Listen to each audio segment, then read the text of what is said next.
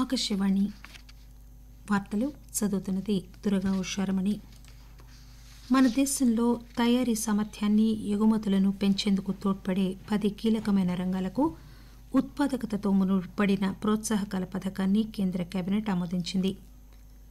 Corona పరిస్థితిని, ప్రజారోగ్య చర్యలను కేంద్ర ఆరోగ్య మంత్రి డాక్టర్ హర్షవర్దన్ ఈరోజు 7 రాష్టాల ముఖ్యమంత్రులు, ఆరోగ్య మంత్రులతో సమీక్షించారు. దేశంలో కోవిడ్-19 రికవరీ రేటు 92.79% పెరిగింది. గడిచిన 24 గంటల్లో 50,000 మందికి పైగా కోవిడ్ రోగులు కోలుకున్నారు. యుద్ద ప్రాతిపదికన నీటి సంరక్షణకు చర్యలు తీసుకోవాలని ఉపరాష్టపతి వెంకయ్యనాయుడు ఈరోజు పిలుపునిచ్చారు. 2వ జాతీయ జల పురస్కారాలను ఈరోజు ఆయన ప్రదానం చేశారు. ఆన్లైన్ చలనచిత్రాలు, దృశ్య శ్రవణ కార్యక్రమాలు, ఆన్లైన్ న్యూస్, కరెంట్ అఫైర్స్ కంటెంట్ను సమాచార ప్రసార మంత్రిత్వ శాఖ పరిధిలోకి తీసుకువస్తూ కేంద్ర ప్రభుత్వం ఉత్తర్వులు జారీ చేసింది. మన దేశంలో తయారీ సామర్థ్యాన్ని, ఎగుమతులను పెంచేందుకు తోడ్పడే 10 కీలకమైన రంగాలకు ఉత్పాదకతతో ముడిపడిన ప్రోత్సాహకాల పథకాన్ని కేంద్ర మంత్రిమండలి ఆమోదించింది. టెలికాం, నెట్వర్కింగ్ ఉత్పత్తులు, ఫార్మా, డ్రగ్ రంగాలు, వాహన రంగం, విడిభాగాల రంగాలు, జౌళి ఉత్పత్తులు, ఆహార ఉత్పత్తులు మొదలైన రంగాలు వీటిల్లో ఉన్నాయి. ఈరోజు కేంద్ర కేబినెట్ సమావేశం అనంతరం విలేకరులకు వివరాలు తెలియజేస్తూ సమాచార ప్రసార శాఖ మంత్రి ప్రకాష్ జావడేకర్ ఈ పథకం వల్ల భారతీయ తయారీదారులు భౌగోళికంగా పోటీ ఎదుర్కొనే విధంగా పోటీతత్వాన్ని పెంచుకుంటారని, పెట్టుబడులను తయారీ రంగం ఆకర్షించగలుగుతుందని, ఎగుమతులు పెరుగుతాయని చెప్పారు. కరోనా పరిస్థితిని, ప్రజారోగ్య చర్యలను కేంద్ర ఆరోగ్య మంత్రి డాక్టర్ హర్షవర్దన్ ఈరోజు 7 రాష్టాల ముఖ్యమంత్రులు, ఆరోగ్య మంత్రులతో సమీక్షించారు. మహారాష్ట, ఉత్తరాఖండ్, మణిపూర్, మిజోరాం, త్రిపుర, మేఘాలయ, గోవా రాష్టాల ముఖ్యమంత్రులు, మంత్రులు ఈ సమావేశంలో పాల్గొన్నారు. ఈ సందర్భంగా డాక్టర్ హర్షవర్దన్ అత్యధికంగా పరీక్షలు జరపడంపై దృష్టి సారించాలని, ముఖ్యంగా ఎక్కువ పాజిటివిటీ రేటున్న జిల్లాల్లో అధికంగా పరీక్షలు జరపాలని సూచించారు.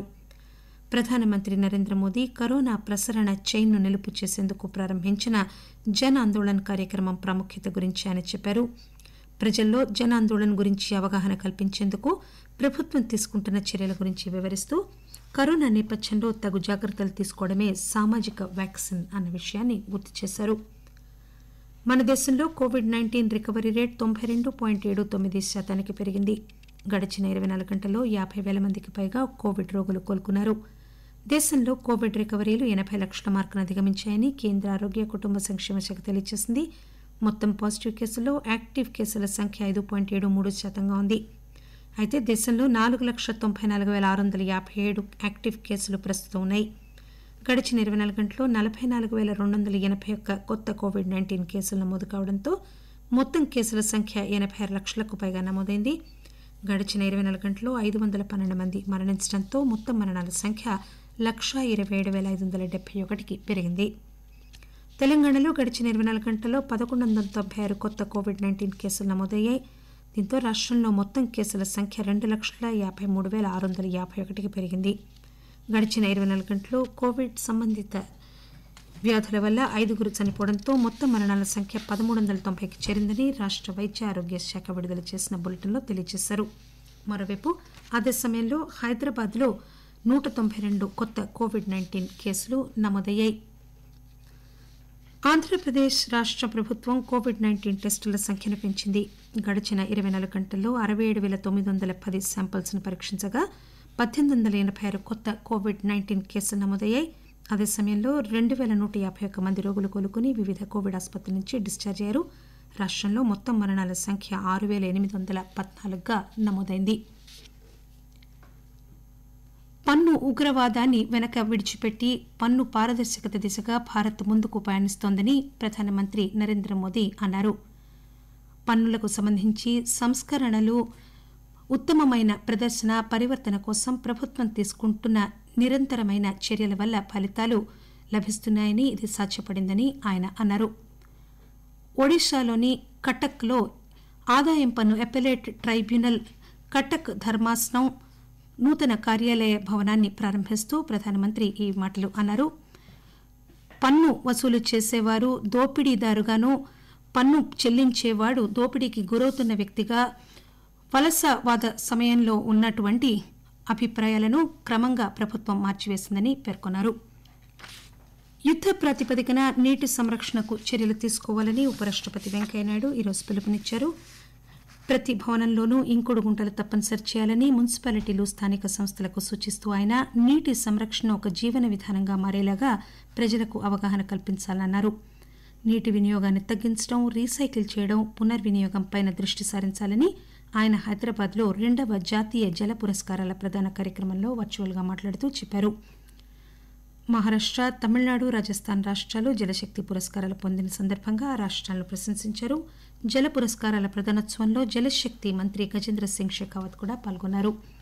తెలంగాణలో వికారాబాద్ జిల్లాకు 2వ జాతీయ జల పురస్కారం లభించింది. ఆకాశవాణి వార్తలు వింటున్నారు. ఆన్లైన్ చలనచిత్రాలు, దృశ్య శ్రవణ కార్యక్రమాలు, ఆన్లైన్ న్యూస్, కరెంట్ అఫైర్స్ కంటెంట్ను సమాచార ప్రసార మంత్రిత్వ శాఖ పరిధిలోకి తీసుకొస్తూ కేంద్ర ప్రభుత్వం ఉత్తర్వులు జారీ చేసింది. Netflix, Hotstar, Prime Video, online news పోర్టల్స్తో సహా ఓవర్ ద టాప్ ఓటీటీ వేదికలన్నింటినీ కూడా ఇకపైన మంత్రిత్వ శాఖ పరిధిలోకి తీసుకొస్తున్నట్లు ఆ ఆదేశాల్లో పేర్కొన్నారు. ఒక గెజెట్ నోటిఫికేషన్ ద్వారా ఈ విషయాన్ని ఈరోజు ప్రకటించారు. ప్రస్తుతం డిజిటల్ కంటెంట్కి సంబంధించి ఎటువంటి చట్టపరమైన లేదా స్వయం ప్రతిపత్తి గల సంస్థ అదుపు లేదు.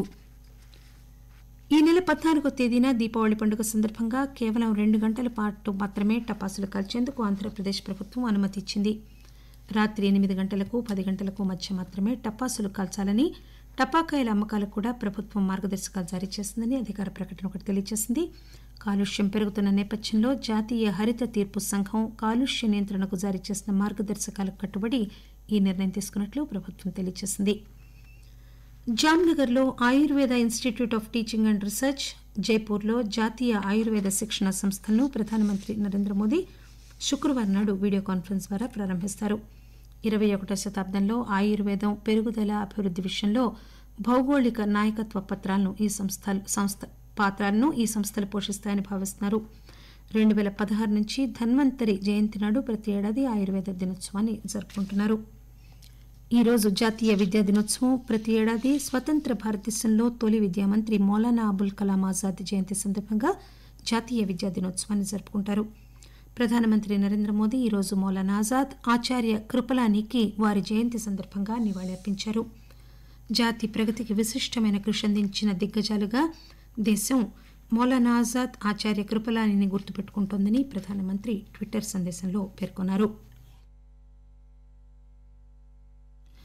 ఇటీవల ప్రభుత్వం స్వాధీనం చేసుకున్న ప్రాచీన, మధ్య ప్రాచీన కాలానికి చెందిన నాణ్యాలను ఆర్థిక మంత్రి నిర్మలా సీతారామన్, కేంద్ర సాంస్కృతిక శాఖ మంత్రి ప్రహ్లాద్ సింగ్ పటేల్ కి ఈరోజు న్యూఢిల్లీలో జరిగిన ఒక కార్యక్రమంలో అందజేశారు.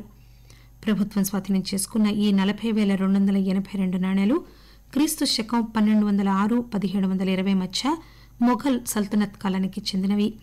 కుషానా, యౌధేయ, గుప్త, ప్రతీహార, చోళ, రాజ్పుట్, ముఘల్, మరాఠా, కశ్మీర్ రాజ్యాలతో పాటు బ్రిటిష్ పాలనలో ఉన్న భారతదేశానికి చెందిన నాణ్యాలు కూడా వీటిలో ఉన్నాయి.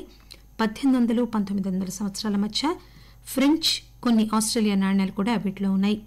స్వాధీనం చేసుకున్న కాలంలో పాలనా శాసనాలను అమలు చేసే వ్యక్తులు ధరించిన 18 వస్తువులు, సంపన్న కుటుంబాల మహిళలు ధరించే ఒక వెండి కమర్బంద్ కూడా ఆర్థిక మంత్రి, సాంస్కృతిక శాఖ మంత్రికి అప్పగించిన వస్తువుల్లో ఉన్నాయి. దేశంలో ప్రతిరోజు ప్రయాణికుల సంఖ్య ఆధారంగా హైదరాబాద్ మెట్రో 2వ స్థానాన్ని గెలుచుకుంది. సగటున హైదరాబాద్ మెట్రోలో రోజుకు 130,000 మంది ప్రయాణికులు ప్రయాణిస్తున్నట్లు అంచనా. కరోనా మహమ్మారి నేపథ్యంలో లాక్డౌన్ అనంతరం మెట్రో సేవలను తిరిగి ప్రారంభించిన కాలంలో ఈ గణాంకాలను వెలువరించారు. ఢిల్లీ మెట్రో తర్వాత హైదరాబాద్ మెట్రో 2వ స్థానంలో ఉంది. విశేషాలు మరొకసారి. మన దేశంలో తయారీ సామర్థ్యాన్ని, ఎగుమతులను పెంచేందుకు తోడ్పడే 10 కీలకమైన రంగాలకు ఉత్పాదకతతో ముడిపడిన ప్రోత్సాహకాల పథకాన్ని కేంద్ర కేబినెట్ ఆమోదించింది. కరోనా పరిస్థితిని, ప్రజారోగ్య చర్యలను కేంద్ర ఆరోగ్య మంత్రి డాక్టర్ హర్షవర్ధన్ ఈరోజు 7 రాష్ట్రాల ముఖ్యమంత్రులు, ఆరోగ్య మంత్రులతో సమీక్షించారు. దేశంలో కోవిడ్-19 రికవరీ రేటు 92.79% పెరిగింది. గడిచిన 24 గంటల్లో 50,000కు పైగా కోవిడ్ రోగులు కోలుకున్నారు. యుద్ద ప్రాతిపదికన నీటి సంరక్షణ చర్యలు తీసుకోవాలని ఉపరాష్టపతి వెంకయ్యనాయుడు ఈరోజు పిలుపునిచ్చారు. ఆకాశవాణి వార్తలు ఇంతటితో సమాప్తం.